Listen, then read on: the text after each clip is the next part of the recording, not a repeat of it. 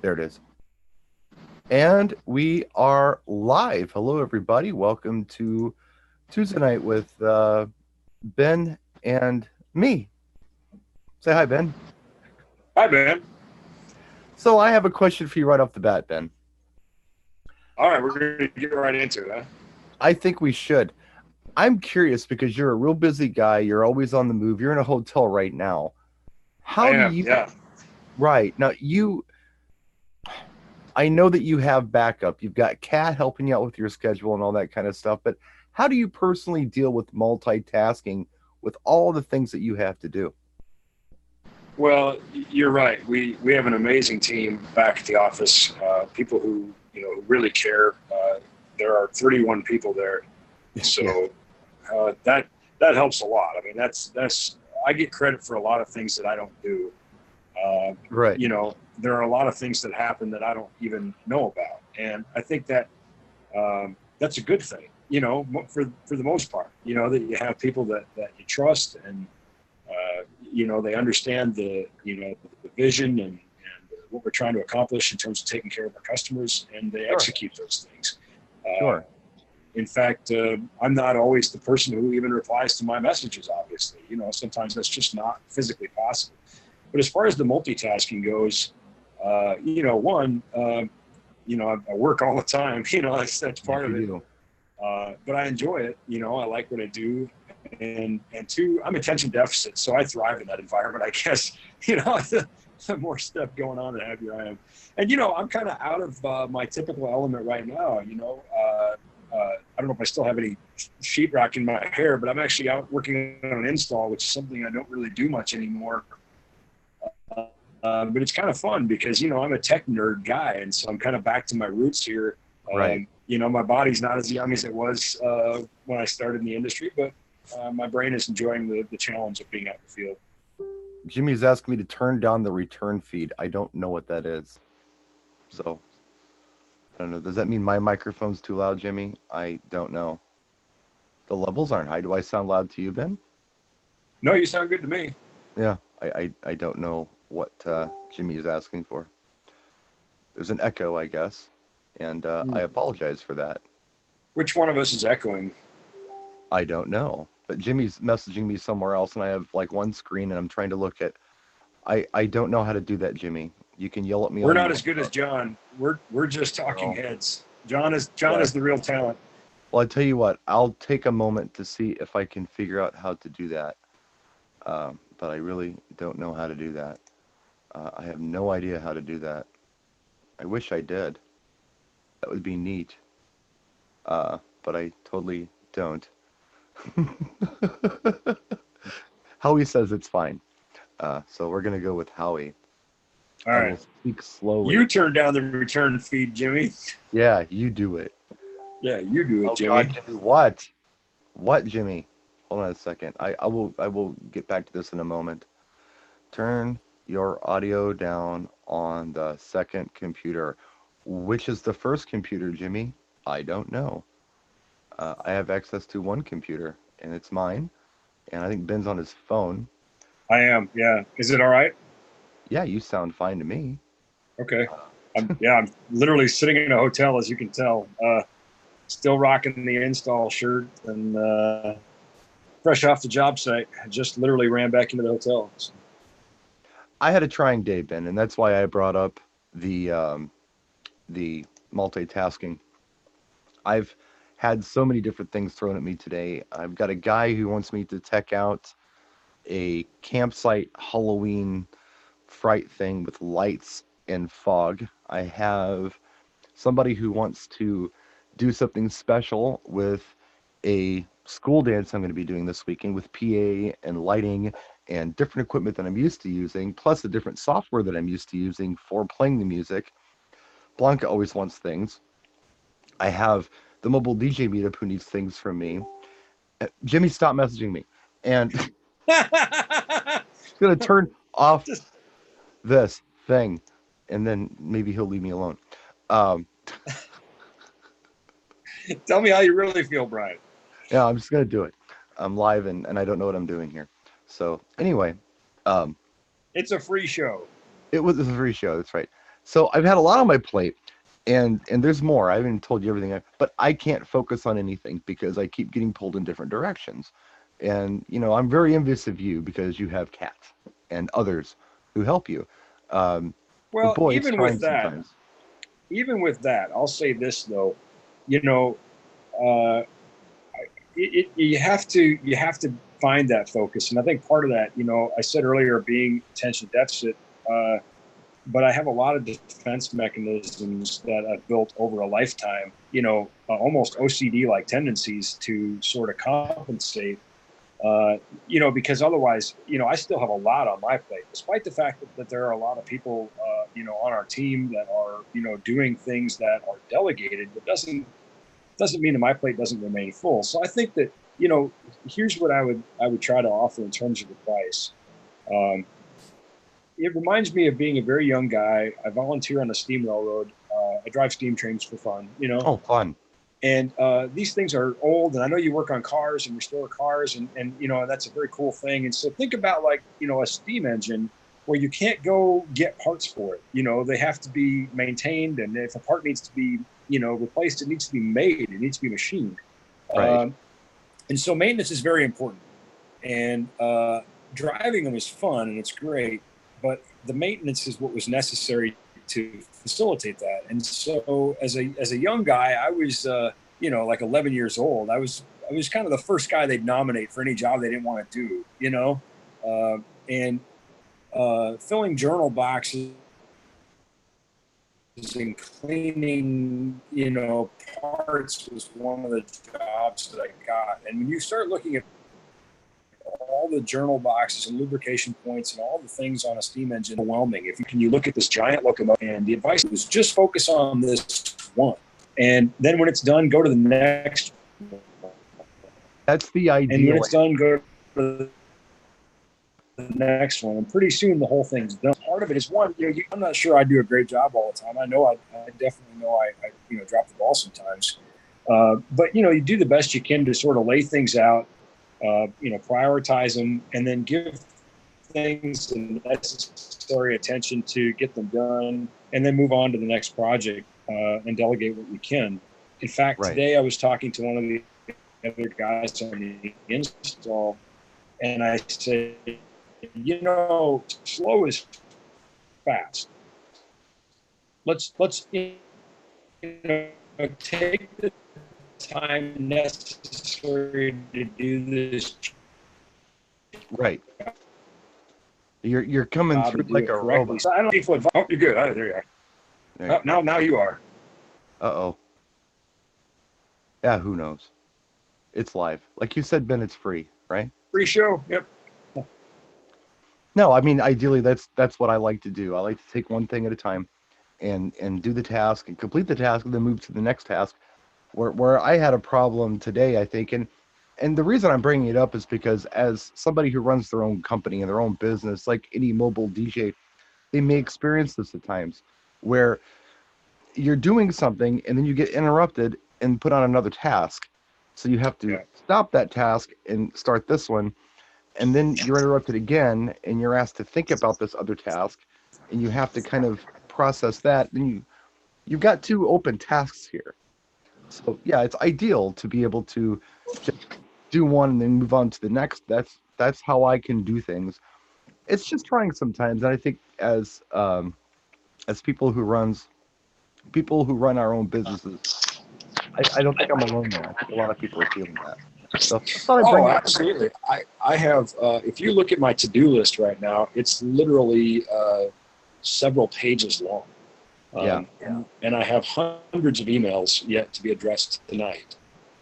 So, believe me, it's not it's not the cure, but it helps you manage that.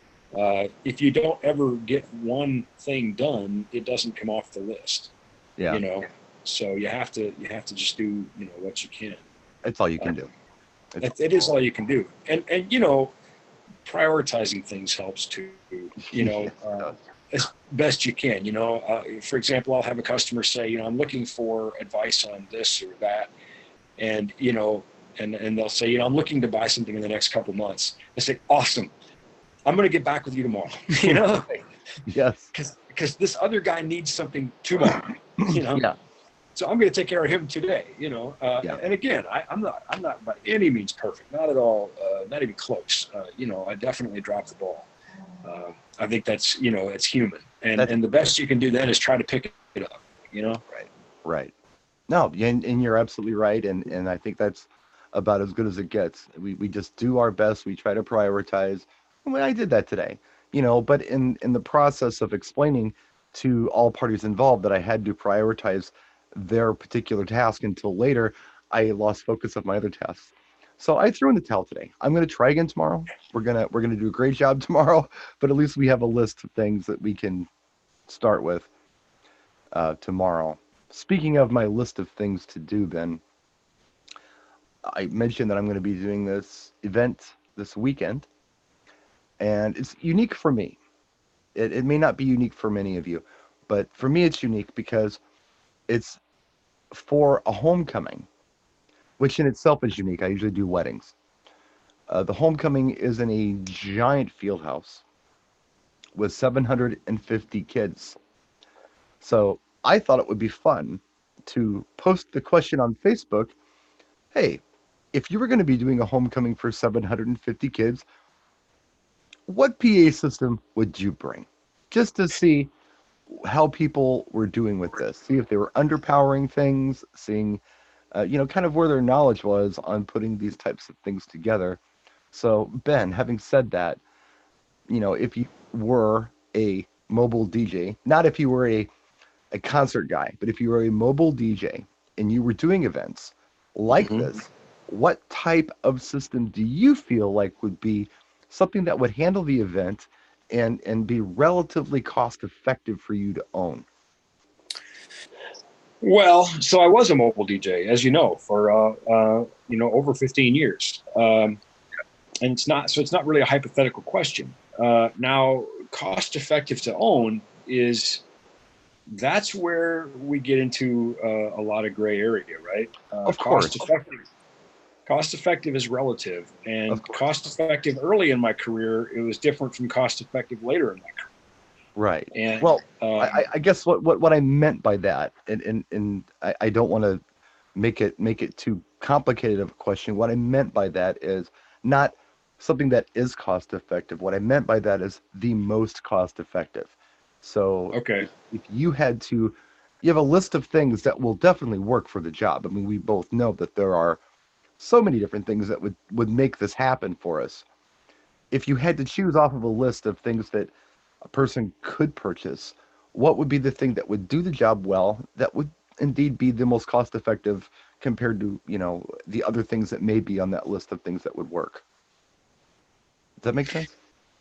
kind of. So I'm going to answer the question the best way I know how here, Okay. because I don't think there's only one right answer.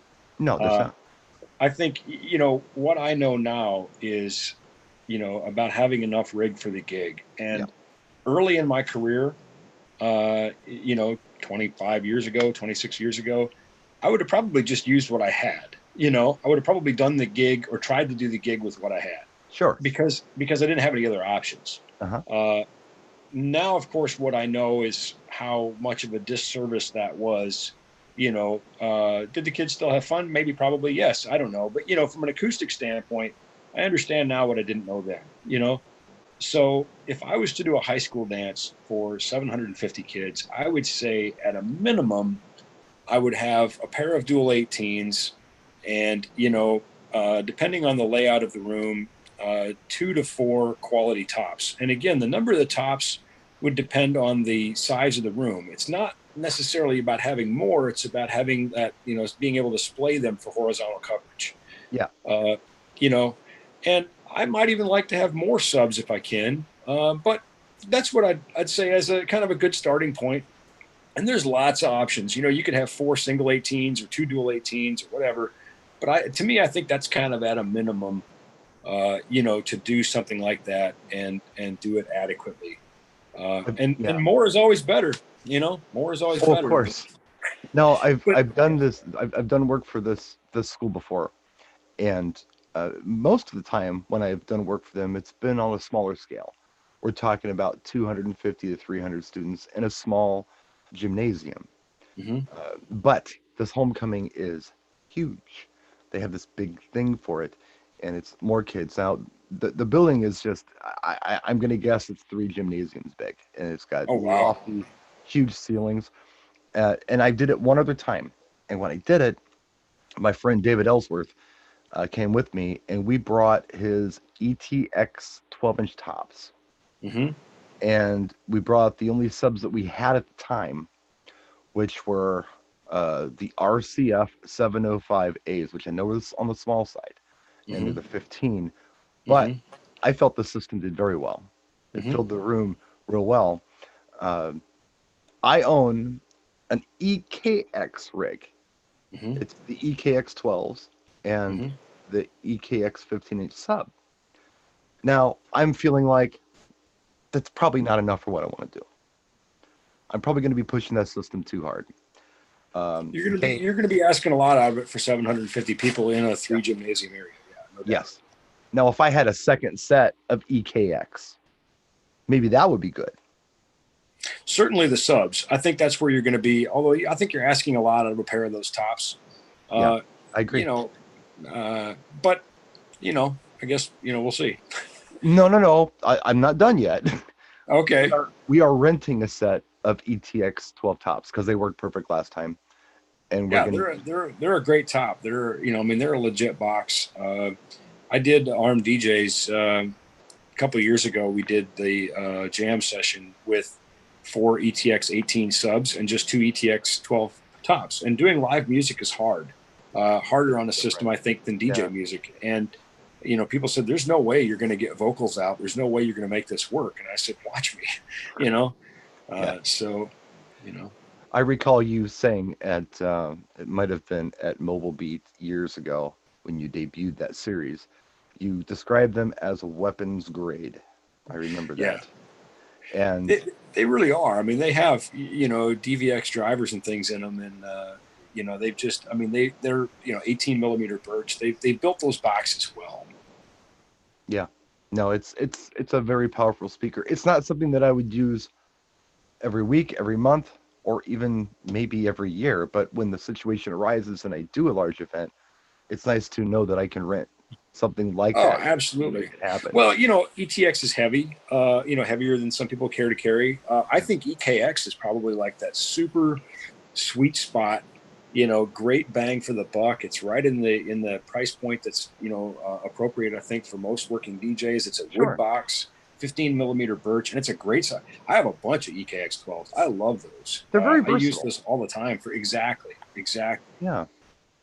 But yeah, it's my point was, I guess what I was getting at, and the advice that I would give to anybody, and I haven't gotten that far in my day where I could actually do a video about that. I do an event like this at best once every couple years. So I don't need to own this. But if I No, have access to it, this is probably the smart way to go. I yeah, can, the ROI is not there. If you're just going to do this, even once a year or even twice right. a year, probably, that's something that really, something that frustrates me with DJs is that they want to make a return on their investment in like 2 or 3 uses. I Yeah, bought this and I want to pay for it in 3 uses. Wow. Well, I mean, I guess I want you to too, because then obviously you're going to be sitting very flush. But right. these are capital purchases. These are things that will depreciate over a matter of years. Yes. Yes. You Now should there, you there should were, have a go ahead. yeah. Sorry. No, that's all right. I was done. I was just No, kind of I was ranting. just, I agree with you. I was just talking about this the other day on a live stream on YouTube. Let's talk about, ROI, return on investment. What has a good return on investment and what doesn't have a good return on investment? And what type of, um, I guess, cycle do you feel like you need to go through to get your return on investment? Yeah, And what's realistic?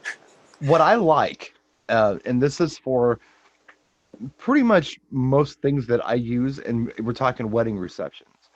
What I like to do is take my total amount of equipment that I have, figure out what replacement retail value of it would be, and figure out what 5% of that is, and build that into my price. on top of whatever profit that I need to make and any out of pocket expenses that I have.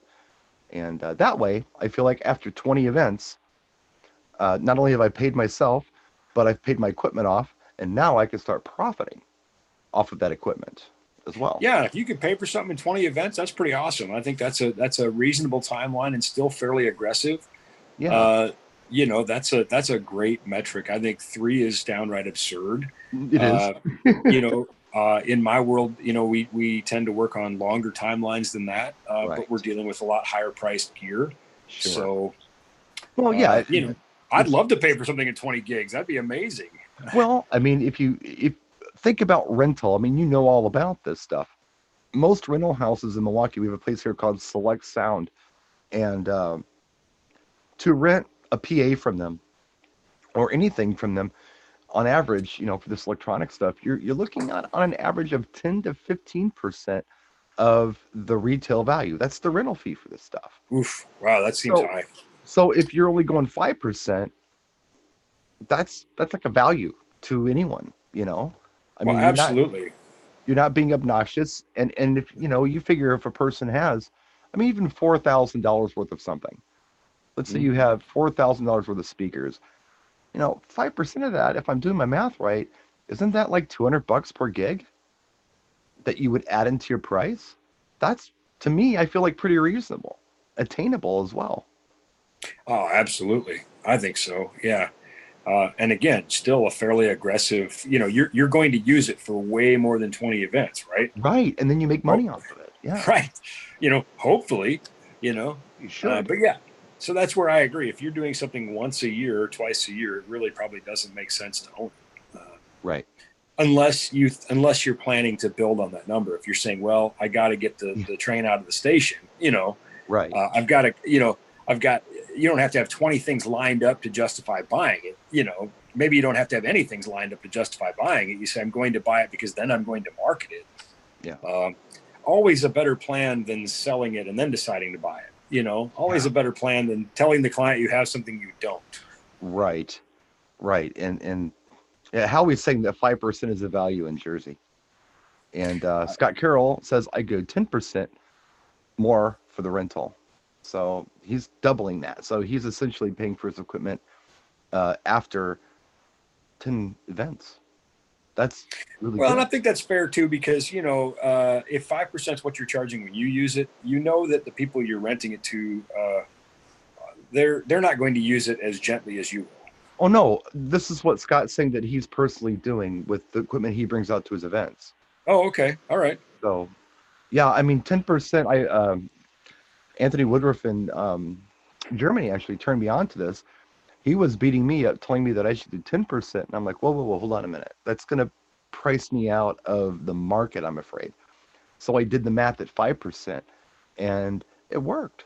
I mean, when you first, let's say I started out today, just today, with, I don't know, what did we start out with? $10,000 worth of DJ equipment, just for a round number, right? Mm-hmm. Mm-hmm. Um, that's $500 per event that you Right, charge, and then you just for figure your out, gear. yes, then you figure out your out-of-pocket expenses, and then you figure out what you want to pay yourself. And the way I'm thinking about it business-wise, and you're a business guy, I'm just throwing this at you here. The way I'm thinking about it is if I started out today with $10,000 worth of equipment and I charged 5% rental fee every time that I took it out, after 20 events, I own it. If it's Yeah. of any quality, I'm going to be able to use this for 40 events or Mm-hmm. 80 events, Oh, way um, more. Yeah. or whatever the case might be, depending on the piece. Obviously, a laptop computer, maybe not, but Right. something like a speaker system, a quality speaker system is going to last you a long time. Yeah. So you could maybe, let's say, I don't know, if you charge $1,000 per an event, okay, and it costs you $250 out of pocket expenses to do that event with your marketing and your gas and whatever, your music fees, whatever. I'm just throwing hypothetical numbers out there. You'd Sure. profit 250 per gig for the first 20 events. After that, you're going to profit 750 after you pay your things off, and then your equipment starts making money for you. So Right. I don't know. Yeah. Just a thought. Yeah. Good thoughts. Could be more. I mean, those are just hypothetical numbers. So that's what I tell people when they complain about how much something is. I give them my 5% rule and I send them to you. Well, there's another way to look at that too, and it's just pragmatic amortization. Basically say, okay, how many events do you do a year, and how many years do you plan to own this gear? Yeah. Wireless mics are a good example. Nobody loves that we have to replace our wireless mics. I don't love it. Yeah. I have wireless mics that are 10 years old that I'm replacing, and I'm not happy about it. But if I think about it, that wireless mic paid for itself a long time ago. We're talking about, let's say you do a gig every other week. So that's 26 events a year. And let's say that you do it for 3 years. That's 70. Let's call it 75 events. So if we take a $500 mic divided by 75 events, we're talking about the price of a cup of coffee. Exactly. Yeah. It gets a little, I think we have high expectations of our things sometimes. It's something that I've been going through for the past couple of years is my Suburban, which you've been in my Oh, yeah. Suburban. You know my truck. Yeah. I bought Yeah, that truck. absolutely. I bought that truck 10 years ago. And the going price for that vehicle and the condition it was in with the miles it had on it at the time was $15,000. I bought it as a bank repo and I beat him up on the price. I got it for $750. So Wow. $7,500 is what I paid for that truck. So I paid half price. Right. And I've had it for 10 years. And here I am thinking, oh man, it's rusty. I don't know. That thing's falling apart. I'm thinking, wait a minute. Aside from my regular maintenance, Right. I've owned a pretty nice truck for 10 years for Right. $7,500. Whoa. Yeah. Whoa. That's Yeah. great. Your annual cost for that truck is less than a monthly truck payment on a new truck. Much less. Yes. Much less. And it's still going. It's still going down. Absolutely. So, I've gotten good value out of that. I can get mad at it, but when I think about it, I did all right with that. That had good return on investment, and it continues to have good return on investment. And even if I have to throw $1,000 in it here and there, that's okay. It's still less than it's already paid for itself. So, I don't know. Just some things I'm throwing out at you today, Ben. Good stuff, Brian. As always, always nice to chat these things out with you, get your perspective on things. So. Is there anything that you would like to share with the class today? Boy, not really. There are some things I do want to say. I think had a very, very long day on the job and have a very early morning and a lot of messages and things to get to tonight. So probably not the best time to jump on the soapbox. But I understand. But I'll tell you what I'll do. I do have passionate thoughts for the industry, though. I tell you what I'll do. I'll let you go get your shower and all that. You can tell I need one, can't you? It's pretty obvious I need a shower. Yeah. 5 minutes. Give me 5 more minutes and you can do whatever you want. Deal? All right. That puts us that we're doing a half hour that way, or a little over a half hour, because you were late. But that's okay. Brian, I'd give you all the time I have. But I appreciate that so much, Ben. I really do. Oh, I have a question for you. I have one for you. Yes. I did a barn wedding like a week ago. Okay. And it was, I'm not talking about a barn that has been converted into a banquet hall. I'm talking about a barn that had like tractors in it, like 2 hours before, and there's an old barn with old power and everything else. Speaking my language here, old tractors. All right. Yeah, well, it's actually full of, there was a tractor in there, but it was actually full of old hot rod Fords. Oh, well, now we're speaking your language, yeah. Galaxies, Fairlanes, F-150s, you name it. They had them all kind of back in the barnyard. But yeah, cool place. It was a friend of a friend's property, but definitely not set up for what we were trying to do. I came in with a pair of the Evolve 50s and my Pioneer DJM 450 mixing board, which is a little battle mixer, and it's got the external power supply on it. Okay. And my laptop. That was the only, those are the only things I had plugged in. because all of my lights were battery powered and all that. So I was just running a real simple PA, laptop, mixing board, and speakers. And everything was going fine. And it was relatively humid out, but not super hot. No, it was in the 70s. And once in a while, that mixer would just shut off. Mm. And then it would come back on. I told you about this. Yeah, I remember you telling me about this. Yeah. It did this like I don't know, maybe 3 times.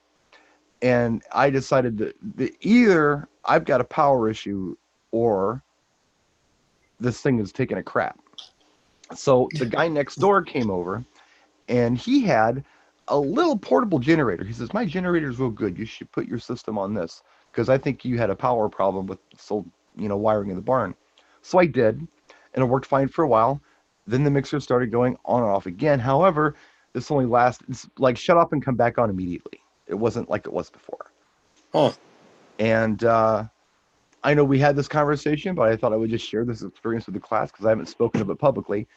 Um, what are some of the possible issues that I may have been having? We're troubleshooting at this point, and this is all you know. What would you say would be some of our possibilities? Was it only the mixer that was doing it? Yes. So the only two things that would immediately come to my mind would be heat, being, that possibly the mixer felt like it was overheating and it was shutting down to protect itself.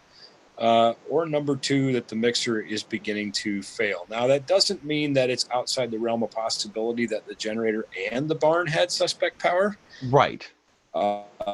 Certainly is a possibility, but I think by changing the power source, we've decreased the likelihood that is, one of the likely variables. So, short answer, I don't know. I don't either. It remains a bit of a mystery. I've had it plugged in since last week, Monday. Yeah. And I ran music on it for 2 days, and I didn't hear anything. I mean, obviously I wasn't awake for 2 days listening to it, but I can't get it to repeat the problem. It's just baking my noodle. But it is that has me further stumped. That tells me that it's not as likely that the unit itself is failing, but obviously something was causing it to tip over. Yes. Yeah, weird. Somebody smarter than me is gonna have to solve that one. It's just not that simple, I think, is the moral of the story. We can't. Well, and these kinds of situations are frustrating for us too, because we'll have people that will send us a product or something that has an issue, and we can't duplicate the issue when it gets to us. Right. We get it. We get it in our repair bench, and we try everything we can, and we're like, can't make it fail. We can't duplicate what you're. Right. And customers sometimes will, they'll send us a video of it doing it. And they'll look, see. We're like, yes, I see, but it did not do that when we had it. Right. It's the same thing with automotive stuff. I mean, I've had cars that do funny things, and I bring them to the mechanic and like, hey, can you fix this? And they're like, okay, we got to repeat the problem, and they cannot repeat the problem. You take the vehicle back, and yeah, there you go. Operator error. I don't know. But it's incredibly frustrating. I don't know. There's some weird things out there, I think so. Probably we'll leave everybody with a big question mark in their mind. What could be wrong with Brian's mixer? What the hell's wrong with this thing? Yeah. Well, thanks for tuning in, everybody. Thanks, Ben, for joining us. I know you had a long day, but it's great to talk to you. It's great to talk to a mind like yours that works the way it does. I appreciate it. Boy, today it's not working that well, but thanks for the kind words, Brian. You're still doing wonderful. You're doing better than me. So, all right. Brian and Ben for Disc Jockey News, thanks for joining us. We will see you next time. Take care. Bye-bye. I'm just going to turn this off hard, and it's going to be what it is, and we're done. Thanks, everybody. Good night.